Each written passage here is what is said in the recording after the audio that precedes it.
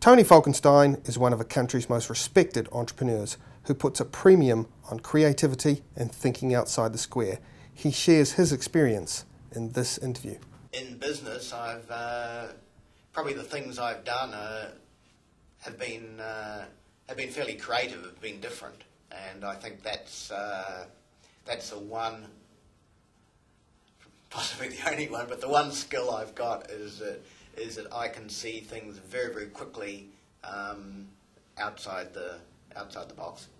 Give me an example of that. Well, if I go back, only because I spoke about this a couple of days ago, and this was showing as an intrapreneur.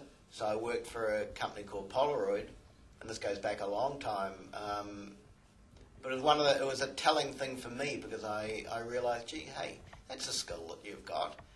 And what it was is we were selling photographic equipment, and at that stage under Muldoon there was 60% sales tax and 17.5% duty.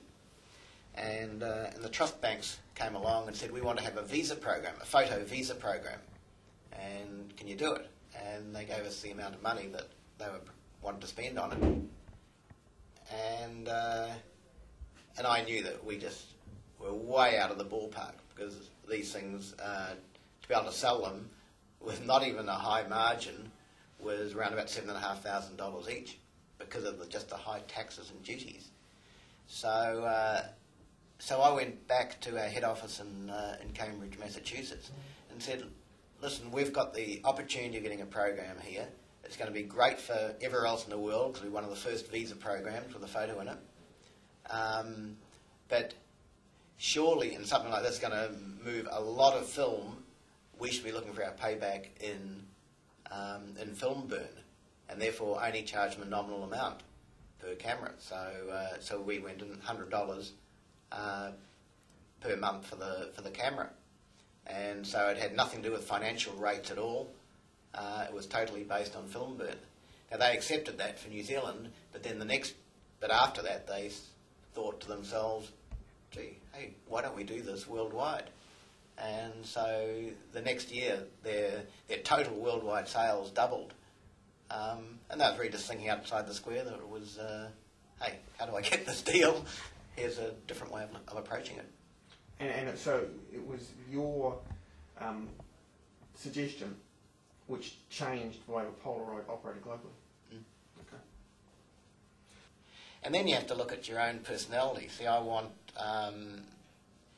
personally, and I suppose I found, at 29 I was general manager of Polaroid, and from then on I sort of thought, well, yeah, I quite like being the boss. And in fact, I want to be the boss. I like being the boss, and so therefore I don't like partners. And not because I don't get on with people, but more because I think I suppose I've got a lot of self-confidence that, hey, what I'm doing is right. But if someone else, if I had a partner and said, listen, I want to do this, I'd probably be too easy on my partner. And I probably got more confidence in myself than my partner. All right, so you've obviously had a career with highs and lows, and you've achieved a lot. So I was wondering if you could just talk to me a little bit about the family and where you've come from, because my understanding is that your parents were actually refugees from Germany. Yep. Okay, so they arrived here in 1939, and it's funny because I suppose I just went through life. I never realised that we were poor. It never crossed my mind. I know it was very big on my mother's. When my mother was sort of in her last few years, she almost felt as though she let us down, and I never noticed it. I always had the hand-me-downs and things darned and all that, and yeah, I never. So even when so a lot older, when I was 30 or 40, it just never crossed my mind that we were poor. My parents always worked. I always, I can't remember I could hardly ride a bike, and I was delivering the Herald. And I just always had a job. worked for, pharmacy delivery, grocery deliveries, and holidays I always worked. I delivered telegrams on bikes and just always worked. But I just saw that as part of life. I never even thought about it. What personally drives you? Well, I suppose as a kid I like Monopoly, and I'm just playing a game. I think that I have this theory, which academics don't agree with, is that entrepreneurs can be made. Is that when we're preschool, we're all, as kids, we're very, very creative, and if we have a ruler, we can turn that into a rocket ship or a sword or a road or anything we like. We can do anything, and then because we then do 12 years of schooling, it's where you're dealing with facts, you lose that sense of creativity, and so the bright kids are the ones who can put facts together, and the dumb kids are the ones who can't. So I think, but I think that entrepreneurship is creativity plus execution. So you can get that creativity back, and the execution can be learned, and that's what they do learn in schools, etc.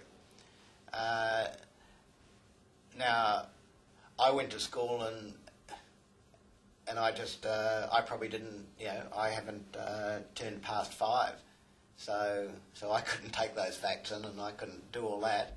I had a different in all my reports I get an A+ in dreaming probably. Always looks out the window and always is in another world, and I was.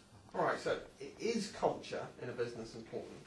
And if it is, how do you get best out of people that work for you? Yeah, I think it's exceptionally important, and for me, again, being an introvert, I love having extroverts around me, so there's a bias that way, but just having a very, very positive culture, so having that positive attitude is just so important. And I think if you go into any of our companies, you'll find there's a buzz. People want to work here, and people get surprised when they come in. And that's if we buy companies, that's the most important thing: getting the culture right for anything else. Getting those people right. So how do you go about getting that buzz? I know the names of everybody on the staff. I think that's important. And everyone says, "Oh, you're so good at knowing names." And I've got a sheet here where everyone sits in their names just to make sure I do know.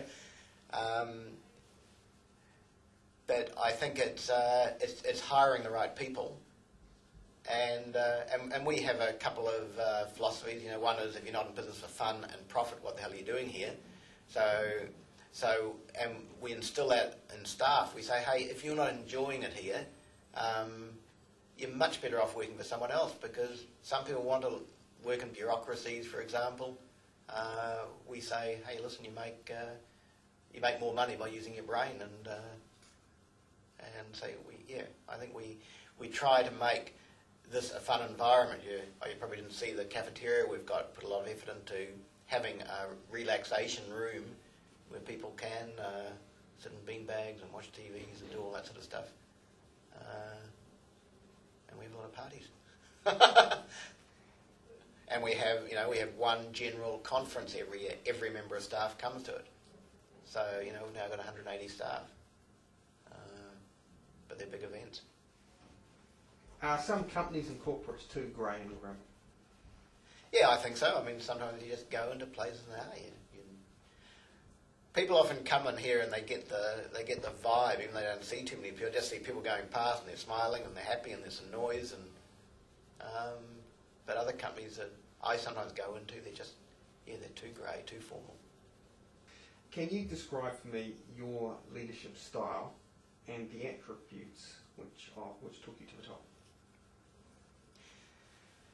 Well, I haven't got one leadership style, because I think again, it's like communication, is that there are two parts to it.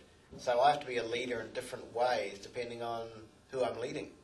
And so if it's someone on the factory floor, it's different. And different people require different ways of leading.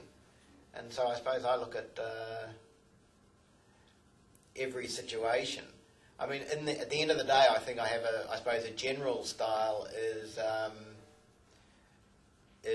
that, and I use this word a lot, respect, is, and I use it if I fire somebody. I mean, say, listen, if I ever not shown you respect, well, you haven't shown me respect, you just stole a water cooler off me. Or you did whatever you did.